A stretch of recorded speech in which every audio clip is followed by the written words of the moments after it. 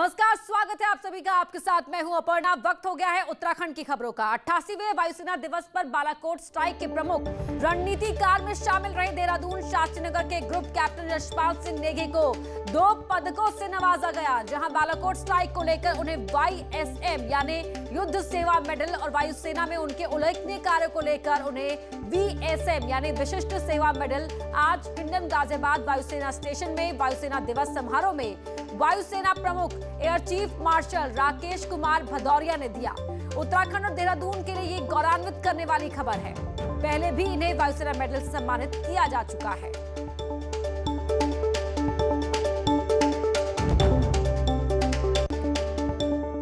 और अब बात करते हैं कोरोना अपडेट की। प्रदेश में गुरुवार को कोरोना के 400 नए मामले सामने आए, जिसके बाद अब राज्य में कोरोना के कुल मरीजों की संख्या 53,000 के पार पहुंच गई है। तो वहीं एक्टिव केस 7,800 के पार है। कोरोना से प्रदेश में अब तक 702 मरीजों की मौत हुई है। गुरुवार को देहरादून में 70, हरिद्वार में 76 और नैनीताल में 58 नए केस सामने आए हैं।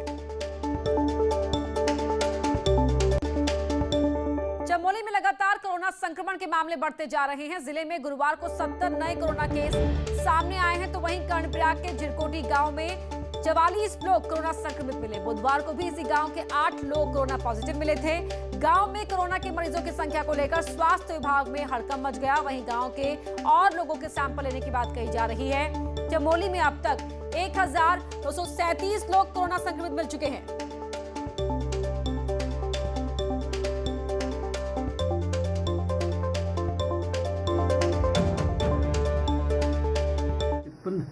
53% कोरोना पॉजिटिव आए हैं। उसमें हमने लगभग उस गांव में हमने लगभग सैंपलिंग करा ली। 290 सैंपलिंग हमने करा ली। उसमें से लगभग ये 53 पॉजिटिव आए हैं। बाकी जो छूटे हैं उन लोगों की हम सैंपलिंग करा रहे हैं। टीम हमारी वहाँ गई है। जो होम आइसोलेशन में रहने लायक होंगे उनको होम आइसोलेशन में रखेंगे। बाकी लोगों के लिए हम कोविड केयर सेंटर में शिफ्ट करेंगे। कोरोना से पूरा देश जूझ रहा है। वहीं इसे लेकर एक अच्छी खबर भी है। सीएम त्रिवेंद्र सिंह रावत का कहना है कि इस साल के आखिर तक कोरोना की वैक्सीन आने की उम्मीद है। सीएम ने कहा, केंद्रीय स्वास्थ्य मंत्री ने इस बात के संकेत दिए हैं कि इस साल के आखिर तक कोरोना वैक्सीन आ सकती है और ये लोगों के लिए बड़ी राहत होगी।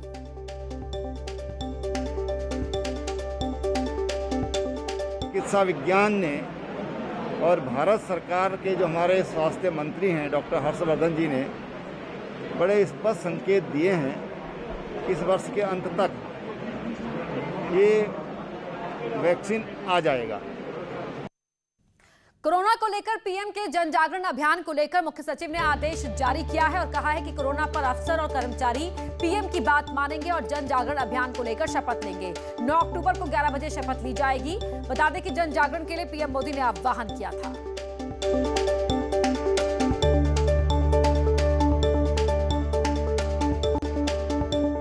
गुरुवार को स्टेट मेडिकल यूनिवर्सिटी का तीसरा दीक्षांत समारोह देहरादून में आयोजित हुआ, जिसमें 2019-20 के कुल 922 छात्रों को डिग्री दी गई। समारोह के मुख्य अतिथि सीएम त्रिवेंद्र सिंह रावत रहे। नए डॉक्टर्स को संबोधित करते हुए सीएम ने कहा कि पिछले 6 साल में यूनिवर्सिटी ने तेजी से काम किया है। सीएम ने कहा कि कोविड की वजह से इस साल अल्मोड़ा मेडिकल कॉलेज का काम शुरू नहीं हो सका, लेकिन जल्द ही 3 नए मेडिकल कॉलेज का काम भी शुरू हो जाएगा। सीएम ने कहा कि कोविड में डॉक्टरों की भूमिका सराहनीय रही है।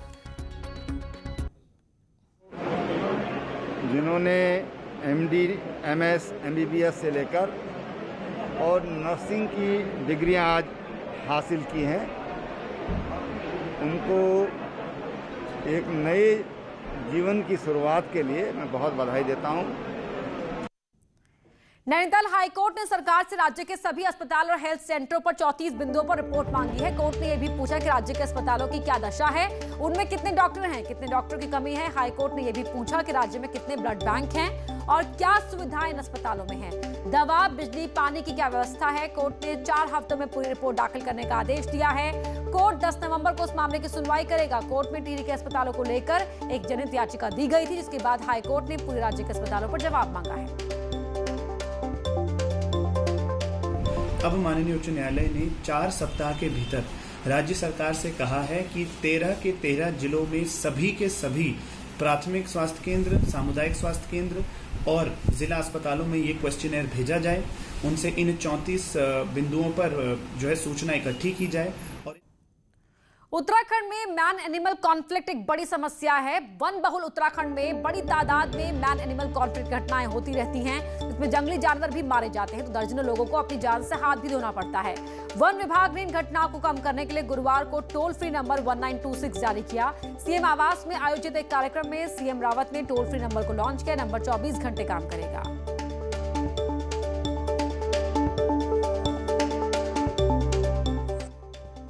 (1926) 1926 ये नंबर है, जिसको डायल करते ही जो भी जिन लोगों की फॉरेस्ट और वन्य जीवन से संबंधित जो उनकी समस्या है या सुझाव है वो अपने दर्ज करा सकते हैं।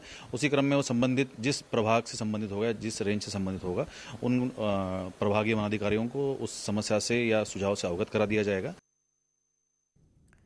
कुमाऊं विश्वविद्यालय में दीक्षांत समारोह में फर्जी बिलों के मामले में न्यूज 18 की खबर पर मोहर लग गई है। हाईकोर्ट में सरकार द्वारा बताया गया कि ऑडिट रिपोर्ट में दीक्षांत समारोह के बिलों में गड़बड़ियां हैं। सरकार के इस जवाब के बाद हाईकोर्ट की खंडपीठ ने सरकार से कहा कि इस मामले में 1 हफ्ते के भीतर कार्रवाई करे और रिपोर्ट कोर्ट में दे। कोर्ट ने यह भी कहा कि अगर सरकार कोई कदम नहीं उठाती है तो कोर्ट अगले हफ्ते ऑर्डर पास कर इस मामले में कार्रवाई करेगी।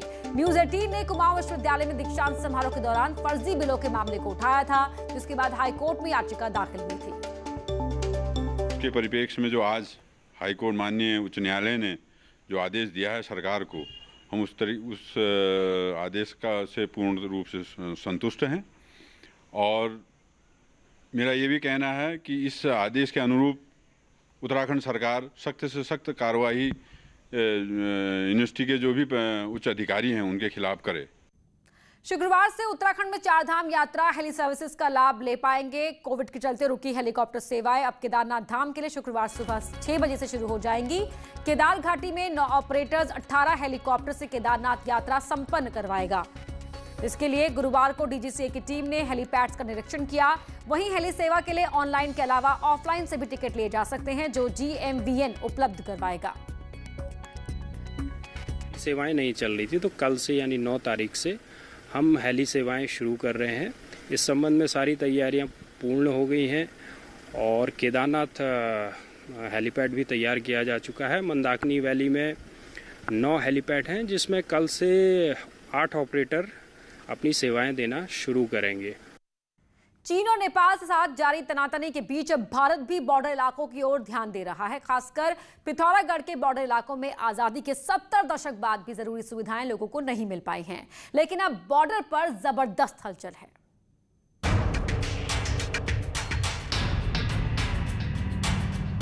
उत्तराखंड में पिथौरागढ़ इकलौता ऐसा जिला है जिसकी सीमाएं चीन और नेपाल से सटी है, लेकिन इन दोनों मुल्कों के बॉर्डर आज भी विकास से कोसों दूर है। हजारों की आबादी अरसे से शिक्षा, स्वास्थ्य, सड़क और संचार से महरूम है। बॉर्डर के इन रखवालों की मूलभूत जरूरतें पूरी नहीं होने से हजारों लोग पलायन कर चुके हैं। हालात ये है कि सुनसान पड़े गांव में अधिकांश घरों में ताले लटके पड़े हैं। और यहाँ की स्थिति तो ऐसा है सर, अब क्या बताएं ना। यहाँ पर हॉस्पिटल की सुविधा है, हम लोग जड़ी बूटी खा के, कंदमूल खा के जी रहे हैं। और फौजी भाई जो है वो लोग दवाई देते हैं। जो भी कर्मचारी है यहाँ, वो जो है यहाँ किराए दे के वहाँ बैठे बैठे तनख्वाह ले रहे हैं। न शिक्षा का बिल्कुल जीरो है, आंगनबाड़ी भी बंद हो गया है। अब हालात बदलने की उम्मीद जगी है। चीन और नेपाल ने जिस तरह भारत के खिलाफ मोर्चा खोला, उससे प्रशासनिक तंत्र के साथ सुरक्षा एजेंसियां भी चौकन्नी है। लिपुलेख तक सड़क बनने के बाद अब बॉर्डर के गांव को सोलर प्लांट से जगमग करने का प्लान तैयार हो रहा है। यही नहीं, गुंजी में प्राथमिक स्वास्थ्य केंद्र खोलने का भी सरकार प्लान बना रही है, जबकि संचार के लिए हर गांव को सैटेलाइट फोन दिए जा रहे हैं। बॉर्डर के इलाके हैं, बॉर्डर के इलाकों में हमारा एक चरणबद्ध रूप से काम होते हैं, जिसमें BADP भी हमारी इन्वॉल्व रहती है। वहाँ पर जो जो आवश्यकताएं, जो जो चीज़ें होती हैं, उनको हम BADP से भी टेकअप करते हैं। BRO वहाँ पर अपना सड़कों का निर्माण कर रहा है। असल में सुरक्षा एजेंसियों ने भी सरकार से बॉर्डर इलाकों में सुविधाओं का जरूरी ढांचा खड़ा करने को कहा है, जिसके बाद कुछ हद तक गंभीरता नजर आ रही है। ऐसे में हमारा सिस्टम प्लान को धरातल में उतारने में सफल रहा तो तय है कि सुरक्षा तंत्र को खासी मजबूती मिलेगी। न्यूज 18 के लिए पिथौरागढ़ से विजय वर्धन उप्रेती की रिपोर्ट। उत्तरकाशी से हैरान करने वाली एक तस्वीर सामने आई है। यहाँ लकड़ी की बल्लियों के सहारे मोटर पुल बनाया गया और इस खतरनाक पुल पर गाड़ियां भी चल रही हैं। किसी भी वक्त यहाँ कोई बड़ा हादसा हो सकता है। तस्वीर मुरी तहसील की गोविंद वन्यजीव विहार की है। यहाँ सांकरी तालुका रोड की खतरनाक तस्वीर है, जहाँ सड़क का हिस्सा ढह जाने के बाद पेड़ों को काटकर लगाया गया और किसी भी दिन यहाँ बड़ा हादसा हो सकता है।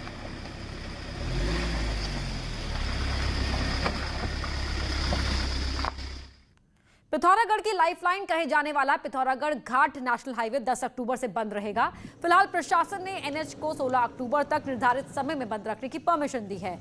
इन दिनों नेशनल हाईवे पर ऑल वेदर रोड कटिंग का काम चल रहा है, जिस कारण सुबह 8:30 बजे से दोपहर 2:30 बजे तक सभी गाड़ियों की आवाजाही पूरी तरह बंद रहेगी। एनएच जो हमारा अभी चौड़ीकरण का काम चल रहा है, ये अभी गुरना मंदिर के पास जो है बहुत ही संवेदनशील बिंदु है, जहाँ पर यदि हम ट्रांसपोर्टेशन को ब्लॉक नहीं करते हैं तो कोई भी दुर्घटना होने की संभावना बनी हुई है। इसलिए हमने उनको एक टाइम स्लॉट दे दिया है 10 से 16 तारीख तक। कोरोना संक्रमण के चलते पिछले 7 महीने से एशिया का सबसे लंबा रोपवे बंद था और अब छूट मिलने के बाद औली का रोपवे शुरू होने जा रहा है। जोशीमठ से औली तक चलने वाले इस रोपवे में 7 महीने बाद आज पहले दिन 3 टूरिस्ट जोशीमठ से औली पहुंचे। यहां रोपवे का संचालन कर रहे कर्मचारियों का कहना है कि अब एक बार फिर से जैसे ही सैलानियों को यहां रोपवे संचालन शुरू होने का पता लगेगा, वैसे ही रोपवे के जरिए औली पहुंचने वाले टूरिस्ट की संख्या में इजाफा होगा, जिससे एक बार फिर से पर्यटन का व्यवसाय की पटरी पर लौटने के साथ ही पर्यटन विभाग को भी फायदा होगा। ही शुरू हुआ है, कल शाम तक हमें परमिशन मिल गई थी एसडीएम साहब से और 7 महीने बंद रहा है लगभग। जी आज कितने पर्यटक गए? आज तो अभी 3 ही गए हैं, अभी लोगों को मालूम भी नहीं है, धीरे धीरे बढ़ेंगे पर्यटक। खबर ऋषिकेश से है, जहां एक विदेशी महिला ने बलात्कार का आरोप लगाया और मुनिकीरेती थाने में आरोपी के खिलाफ मुकदमा दर्ज कराया है। विदेशी महिला ने अपने बयान में कहा कि तपोवन के अभिनव राय ने कई बार नशीला पदार्थ खिलाकर उसका यौन शोषण किया। वहीं अब पुलिस मामले की छानबीन कर रही है। आईटीबीपी के हिमवीरों ने एक और कीर्तिमान अपने नाम किया है और 21,615 फीट ऊंची गंगोत्री को 2 चोटियों पर फतेह किया है। देखिए एक्सक्लूसिव रिपोर्ट। आईटीबीपी ने फहराया झंडा। 22,000 फीट पर फहराया झंडा। सफल किया दूसरा बड़ा पर्वतारोहण। कोरोना काल में जहां लोग अपने घरों में हैं, वहीं आईटीबीपी के हिमवीरों ने 2 बड़े पर्वतारोहण अभियानों को सफल बनाया। आईटीबीपी देहरादून के पर्वतारोहण अभियान गंगोत्री 2 चोटी का आरोहण 26 सितंबर को कर लिया है। 26 सितंबर है। हम रात को 0020 आवर्स पे चले थे। सुबह 8:20 पे हमने समिट हिट कर दिया है। गंगोत्री 2 एक्सपेडिशन था, आईटीबीपी ने लॉन्च किया था, जिसमें हम 9 आईटीबीपीएंस, 9 हिमवीर और 6 गाइड और हैव। आईटीबीपी के उप सेनानी दीपेंद्र सिंह मान और कमांडेंट भीम सिंह की अगुवाई में इस दल ने 9 सितंबर को उत्तरकाशी से अभियान की शुरुआत की थी और 21,615 फीट ऊंची गंगोत्री 2 चोटी का 26 सितंबर को सफलतापूर्वक आरोहण किया। हालत खराब होने के बावजूद 8 घंटे चले हैं। 8 घंटे में बिना रुके बिना थके काम किया है। इसके पहले 31 अगस्त को भी आईटीबीपी ने हिमाचल प्रदेश के लियो परगिल का आरोहण किया था। पारगिल हिमाचल प्रदेश की तीसरी सबसे ऊंची चोटी है और इसे सबसे चुनौतीपूर्ण और तकनीकी रूप से कठिन चढ़ाई माना जाता है। बता दें कि आईटीबीपी ने अब तक 214 से ज्यादा पर्वतारोहण अभियानों का सफल संचालन किया है, जो इस पर्वतारोही बल का अनूठा रिकॉर्ड है। Bureau report, news 18। यहाँ रुक रहे एक छोटे से ब्रेक के लिए, जल्द लौटते हैं।